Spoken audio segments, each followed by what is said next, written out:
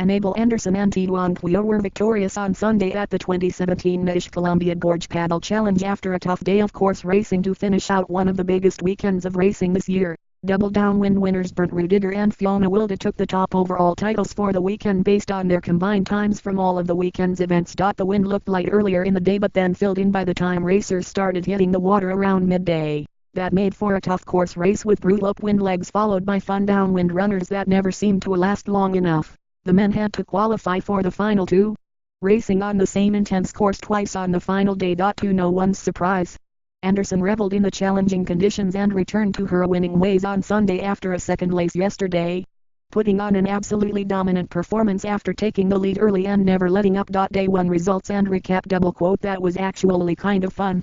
Anderson said, I felt like I got my mojo back. And once you get that rhythm it gets easier. Double quote Kiwi Penelope Strickland took second today ahead of her recent training partner and multiple paddle challenge champion Candice Appleby. Strickland's performance this weekend, coupled with her record-breaking performance at M2O a month ago, mark her as a threat in any type of race. Wilde had a tough race, unfortunately, collapsing on the finish line in a possible low blood sugar situation. The Hood River local lives with type 1 diabetes in 8th place. Our thoughts are with her and her family. Another favorite in wild waters, two-time Carolina Cup champion Juan Puyo took first in the men's course race final with his smooth stroke and lightning fast downwind prowess. Double quote I single quote am dead.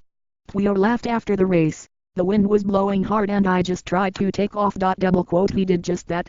But his win was not without challengers. Young Australian Lincoln Dews, a perennial dark horse but one of the quickest paddlers around, pushed the New Caledonian right to the finish line, only losing out in the final wind waves lapping the shore. France's Arthur Rutkin quietly snuck through the pack as the race progressed and was able to hang on to fourth right before Travis Grant. In one of the most exciting moments of the race, Grant made a big move halfway through the race, utilizing the hog lap double quote hyphen a shortcut that all the racers had the option to use on one of their laps.